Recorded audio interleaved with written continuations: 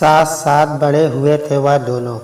आस पास ही घर था, एक जैसे मध्य वर्गीय परिवार, जहाँ खींचतान कर आशंकाएं पूरी कर ली जाती है।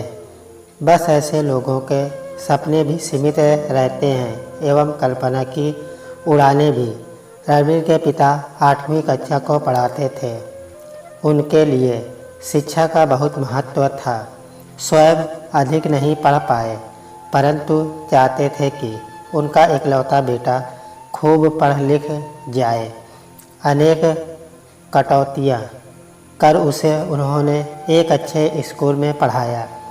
पत्नी का बहुत पहले देहांत हो गया था और अब उनकी सब इच्छाएं आशंकाओं का केंद्र यही बेटा था।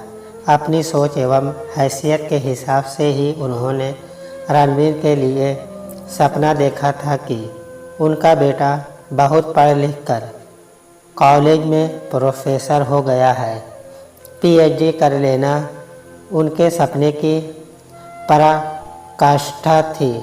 यह सपना उन्होंने अपने बच्चे के कच्चे मस्तिष्क में इस तरह बिठा दिया कि यही सब उनका भी सपना बन गया था। लंबी और कड़ी मेहनत करके उसने इसे पूरा भी कर लिया। ताप्ती के पिता उसी स्कूल में बड़ी कक्षाओं को पढ़ाते थे। उनकी 2 संतान थी, ताप्ती और उसका छोटा भाई प्रबुद्ध। दोनों अच्छी शिक्षा पा रहे थे। उनकी माँ बांग्ला भाषी थी। साहित्य और कला में रुचि रखने वाली। उनके घर का वातावरण बहुत सुसंस्कृत था। घर में अन्य वस्तुओं की अपेक्षा पुस्तकों ने अधिक स्थान घेरा हुआ था। वार्ता का विषय अधिकतर पुस्तकों के इर्द गिर्द घूमता। ताप्ती ने यह भी निश्चय किया हुआ था कि समय आने पर वह गरीब लड़कियों को शिक्षित कर उन्हें अपने पैरों पर खड़ा होने में सहायता करेगी। पात्रों से तो उनका परिचय हो चुका। अब असली कहानी पर आते हैं। मस्त और जिंदा दिल, यही थी रणबीर की पहचान। उनके मित्रों की गिनती करना मुश्किल, पर अपने से 1 वर्ष जूनियर ताप्ती से उसकी मैत्री विशेष थी। पड़ोस में तो रहते ही थे। लक्ष्य भी लगभग समान थे। दोस्ती कब प्यार में बदली, इसकी निश्चित तिथि बतला पाना संभव नहीं। पीएचडी समाप्त कर जब रणबीर को वह साक्षात्कार पद की नौकरी मिल गई तो वह उसके पिता के लिए खुशी के साथ ही गर्व का दिन था। गुरु अपने शिष्यों एवं पिता अपनी संतान को स्वयं से आगे बढ़ा देख गौरव वंचित होता है। ये एक युग सत्य है और वही गौरव आज रणबीर के पिता को मिला था। नौकरी लग जाए और परिवार वालों को कोई आपत्ति भी ना हो तो फिर विवाह में देर क्यों। ताप्ती की पीएचडी तो विवाह उपरांत भी पूरी हो सकती थी। ताप्ती की माँ बहुत बढ़िया गाती थी तो ताप्ती की रुचि लेखक में थी।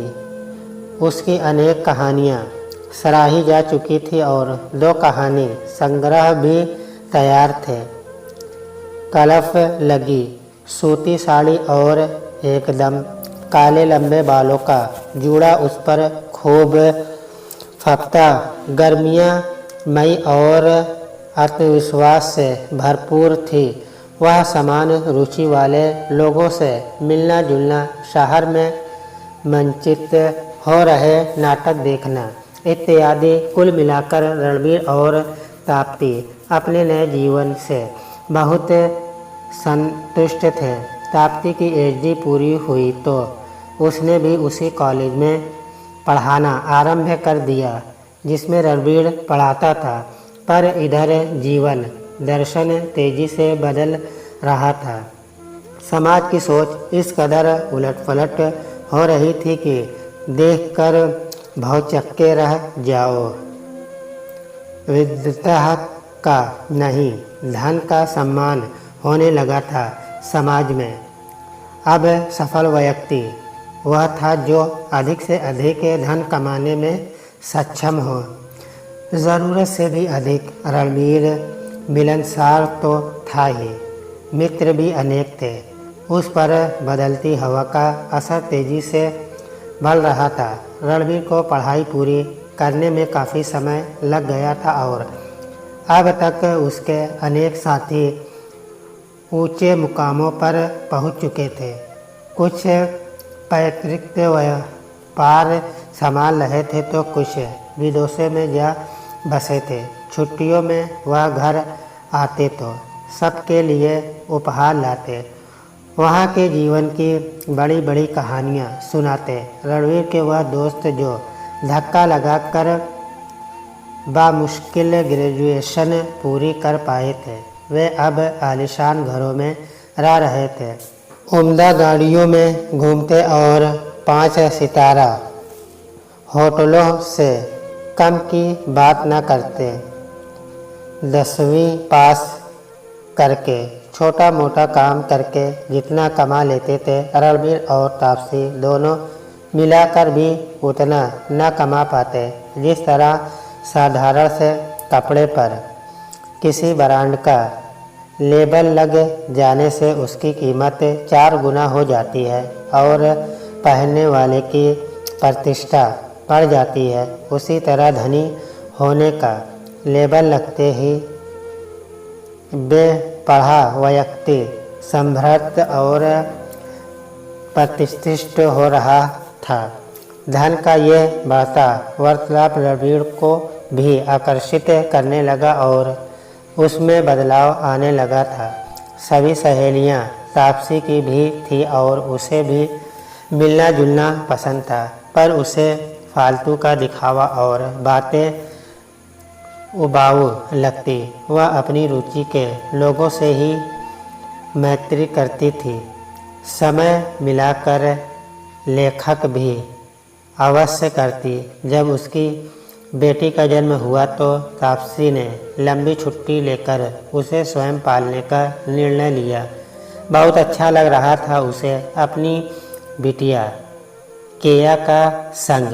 वह तो चाहती थी कि केया का एक संगी भी आ जाए ताकि वह दोनों को एक ही संग पाल सके और बड़े होने पर उन दोनों का अच्छा साथ रहे। पर इस बीच रणवीर को अपने जीवन से अनेक शिकायतें होने लगी थी। प्रोफेसर बनना कभी उसका सपना था, अवश्य, पर यह पिता द्वारा पोषित सपना था। अब मित्रों का धन वैभव देखकर उसकी आशंकाओं को पंख लग गए थे।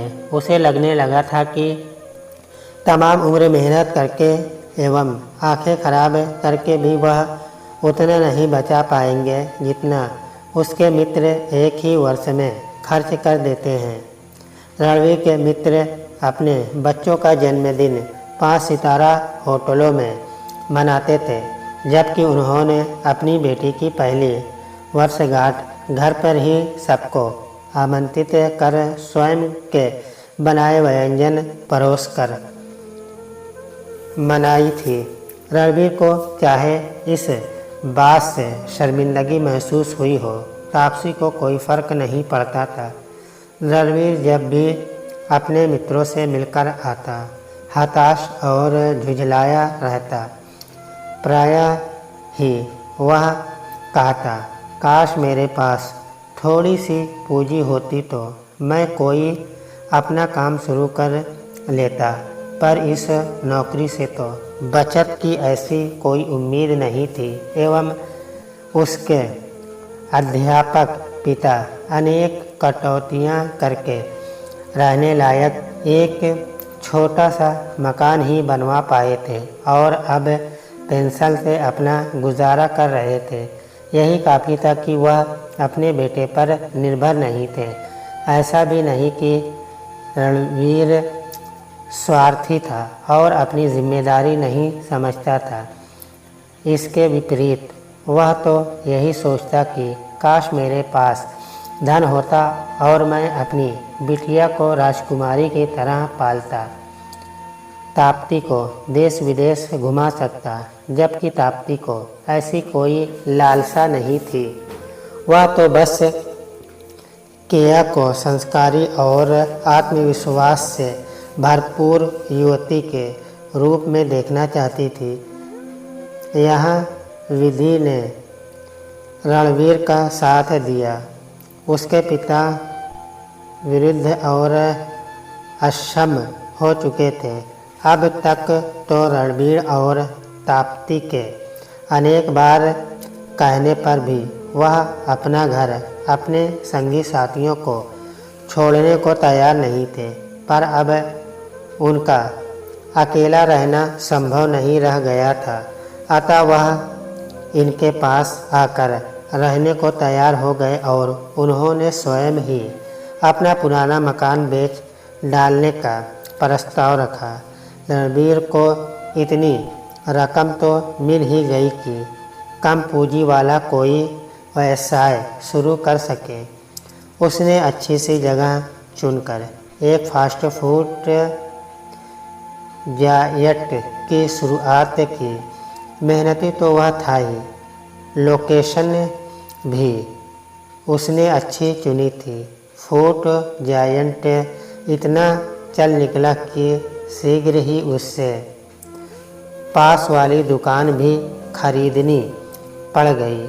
आगे बढ़ने का जुनून उस पर इस कदर हावी हो गया था कि पूरा दिन कड़ी मेहनत कर जब वह देर रात को घर लौटता तो उसमें बात करने की भी हिम्मत न रहती। अब तो वह ज़रा सी बात पर खींच उठता। पिता उसकी स्थिति पर चिंतित थे। ताप्ती समझाने का प्रयत्न करती पर उस पर धन कमाने का नशा इस कदर हावी हो चुका था कि शब्द उनके कानों से आगे जाते ही न। ताप्ती परेशान थी। कहाँ खो गया वह रणवीर जिसे वह जानती समझती थी, जिसके जीवन मूल्यों पर गर्व करती थी। अब तो वह अजनबी हो गया था, जिससे बात करने के पहले सोचना पड़ता था। अब उनके पास बड़ा सा घर था, आराम का सब साजो सामान मौजूद था। बस रणवीर ही वहाँ मौजूद न होता।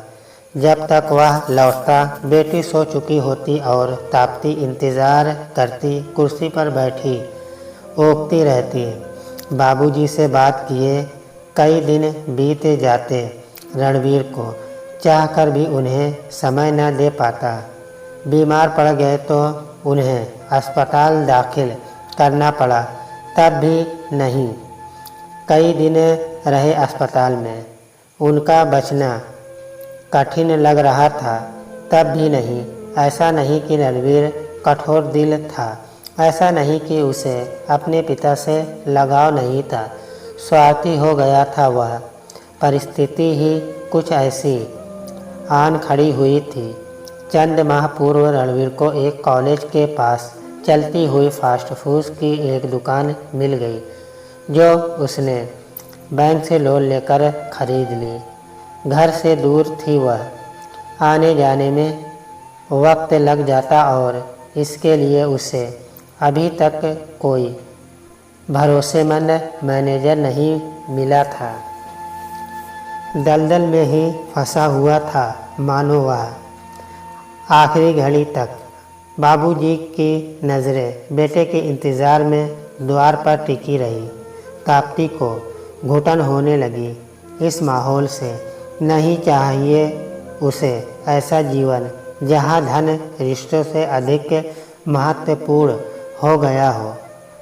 उसने कोलकाता में बसे अपने छोटे भाई की सहायता से वहीं अपने लिए नौकरी तलाश ली और एक दिन अपनी 10 वर्षीय बेटी को लेकर चली गई। किया स्कूल से लौटकर घर में अकेली न रहे, इसके लिए ताप्ती ने अपनी माँ को भी अपने पास बुला लिया। कोलकाता में ताप्ती के अनेक संबंधी और मित्र थे, फिर भी उसे वहाँ कुछ भी अच्छा नहीं लग रहा था। उसके मनपसंद सांस्कृतिक कार्यक्रम भी उसे न बांध पाते। जी उचट जाता और वह कार्यक्रम बीच में ही छोड़कर लौट आती। वह खुशी जिसकी तलाश में उसने घर छोड़ा था, वह मर्ग तृष्णा बनकर रह गई। स्वयं से अधिक उसे किया की फिक्र होने लगी। पहाड़ी झरने से चमकती उसकी गुड़िया शांत झील में बदल गई थी। दरअसल नए स्कूल की सहेलियाँ अपने मम्मी पापा अपने परिवार की बातें करती, पर किया के पास कहने को कुछ न होता। प्रश्नों से बचने के लिए उसने अलग थलग रहना शुरू कर दिया और एकांत प्रिय होती चली गई। ताप्ती ने अपनी बेटी के इस बदलाव को लक्ष्य किया तो उसे विभिन्न गतिविधियों से उलझाए रखने का प्रयत्न भी किया और स्वयं भी अधिक से अधिक समय पर ही बिताने लगी। वह घर में हंसी खुशी का माहौल बनाए रखने का भरसक प्रयत्न करती, पर हंसी यदि मन से ही न फूटे तो उसका खोखलापन स्पष्ट गूंजता है। ताप्ती की माँ को इन दोनों की ही चिंता लगी रहती। उनका मानना था कि ताप्ती को यूँ घर छोड़कर नहीं आना चाहिए था। माँ को इसकी ज़रा भी भनक होती तो वह ताप्ती को ऐसा कदम कतई न उठाने देती। रणवीर को वह उसके बचपन से जानती थी। वह आजकल परिवार के साथ समय नहीं बिता पा रहा था, किंतु ऐसा तो नहीं था कि इनके साथ दुर्व्यवहार करता था। वह ताप्ती को भी लौट आने का मशविरा देती। कठिनाई यह है कि मनुष्य केवल अपने मन और बुद्धि के ही अधीन नहीं होता, इन दोनों से बढ़कर वह अपने अहम के वशीभूत रहता है और यही अहम इस वक्त रणवीर और ताप्ती दोनों को अपने गिरफ्त में लिए खड़ा था। ताप्ती सोचती कि रणवीर उसे स्वयं लेने आएगा तभी जाऊंगी, और रणवीर का सोचना था कि मैंने तो उसे जाने को कहा नहीं था, स्वयं गई है तो अब स्वयं ही लौटे। और दोनों के अहम के टकराव में ढंग भुगत रही थी बेकसूर किया को अपने पापा की बहुत याद आती। नौकरी के दिनों में वह हर छुट्टी के दिन उसके साथ शतरंज, कभी बैडमिंटन खेलते अथवा बाहर घुमाने ले जाते। पापा अब घर पर कम रहते थे, परंतु जब भी वह फुर्सत पाते उसके संग समय बिताते, उनकी फरमाइशें पूरी करते। पापा की तो वह आज भी राजकुमारी ही थी। नानी भी किया की उदासी स्पष्ट देख रही थी। नानी को विश्वास था कि रणवीर और ताप्ती एक दूसरे को सामने देख अपना अहम भूल जाएंगे, अतः वह किसी भी तरह उन्हें आमने सामने ला खड़ा करना चाहती थी। अतः उन्होंने एक योजना बनाई। नानी के कहने पर किया ने अपने पापा को पत्र लिखा और तुरंत उसका उत्तर भी आ गया। पत्र का उत्तर पाकर किया बहुत प्रसन्न हुई। उससे भी ज़्यादा खुशी उसकी नानी को हुई और इस तरह किया और उसके पापा के बीच पत्रों का सिलसिला चल पड़ा। किया की उदासी, उसका चिड़चिड़ापन कम होने लगा। वह पापा को खूब लंबे पत्र लिखने लगी। अपनी हर बात उनसे बांटती। माँ अब ताप्ती की प्रतिक्रिया देखना चाह रही थी। कहीं वह बेटी के इस पत्र व्यवहार से नाराज़ तो नहीं होगी। पर जब उसने ताप्ती को रणवीर का पत्र ध्यान से पढ़कर मुस्कुराते देखा तो वह अगला कदम लेने की तैयारी करने लगी। नानी की सलाह मान केया ने अपना अलग ग्रीष्मकाश अपने पापा के संग मनाने का निर्णय लिया और ताप्ती को भी बता दिया अकेली जा रही है। सोच ताप्ती ने उसके लिए हवाई जहाज़ की टिकट मंगा दी। लंबा समय हो गया था बिटिया को देखे, और इस उम्र में तो बच्चे बढ़ते भी इतनी तेज़ी से हैं कि जल्दी से पहचान पाना भी मुश्किल होता है। पर बिटिया ने तो दूर से ही पापा को पहचान लिया था और भागकर गले जा मिली। घर पहुंचकर देर तक इधर उधर देखती रही। वही दरो दीवार, आगे का बगीचा भी वही, पर सब कुछ अवस्थिति बेहतरीन। बहुत सा नया सामान था, पर एक किनारे रखा हुआ मानो घर न होकर कोई स्टोर रूम हो। किया को याद आया माँ कैसे थोड़े में ही घर सजा कर रखती थी, अब भी रखती है। स्त्री के स्पर्श से ही घर सुंदर बन जाता है। फिर उसकी माँ तो कलात्मक रुचि वाली थी। जादू की छड़ी और किसे कहते हैं। किया के जाने के 10 दिन पश्चात माँ के पास उसका पत्र आया कि उसके पैर में मोच आ गई है। ताप्ती घबरा गई और बेटी के पास जाने की तैयारी करने लगी। घबराने का अभिनय नानी ने भी किया और संग चलने को तैयार हो गई। ताप्ती ने लेखिका के रूप में कितनी भी ख्याति अर्जित की हो, एक छोटा सा नाटक माँ ने भी रच डाला था। नुस्खा वही पुराना आजमाया हुआ था। मकसद तो दोनों को मिलाने का ही था। ना माँ ने एक काम और किया। उन्होंने चुपके से ताप्ती और अपने आने की सूचना किया को भिजवा दी ताकि वह तैयार रहे। ताप्ती ने अपने आने की कोई सूचना नहीं दी थी। वह सीधे ही घर जा पहुंची। किया के पैर पर पट्टी बंधी थी, पर घबराने वाली कोई बात नहीं लग रही थी।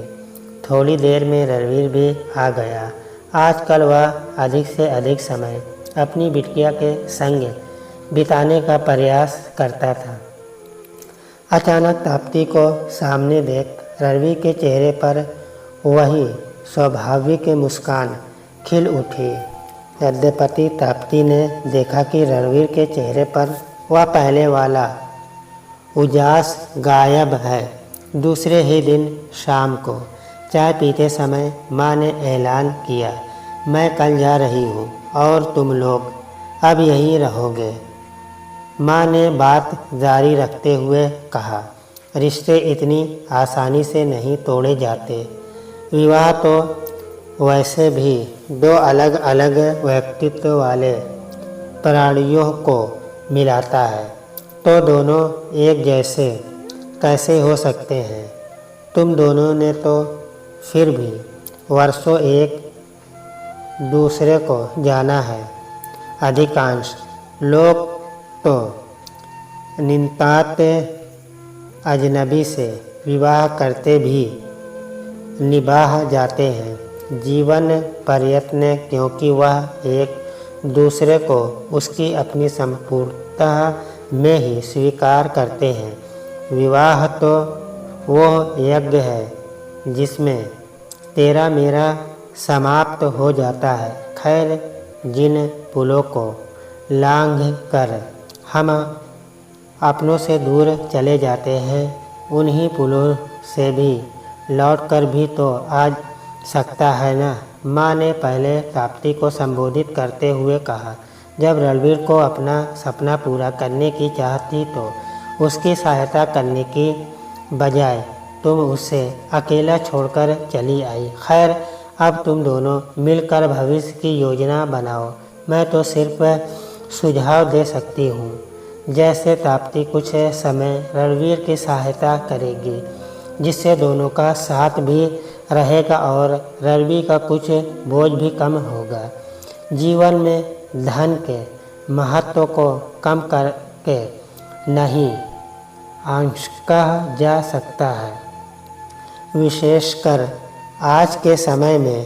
पर एक सीमा के बाद पैसा जीवन को वह खुशी नहीं दे सकता जैसा अन्य कोई सार्थक गंतव्य। और अब जब तुम लोगों के पास पर्याप्त आमदनी है तो ताप्ती कुछ समय उन ज़रूरतमंद बच्चों को जो बड़ी बड़ी कक्षाओं में बिना बाहरी सहायता के सफल नहीं हो सकते, उन्हें पढ़ाने में दे सकती है।